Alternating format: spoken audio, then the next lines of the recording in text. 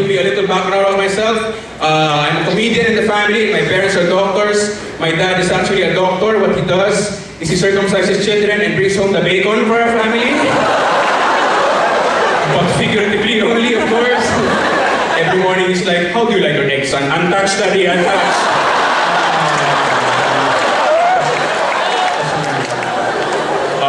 Eggs Benedict. Which Benedict? Okay. It's hard to be the only non-professional in the family because my parents are doctors. Kuya ko doktor, my other two siblings are in law school. I'm the only comedian. It's hard because you get no respect. Like for example, papadala yung mami ko, papasok siya sa kapatid na ko, mga kapatid ko, anak, busy ka? Busy po ako eh, importante, nag-aaral, law, liabilities. Sorry, anak. We're proud of you. Spread our seed. Dito na kay Victor. Victor, busy ka? Nagsulat po ko ng jokes eh, stand-up comedy. Tama-tama, wala kang ginagawa. Alikan!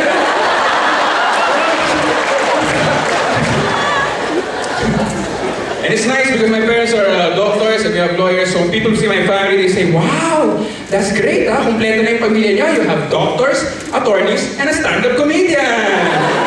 So you have a doctor's appointment, an attorney's appointment, and a disappointment.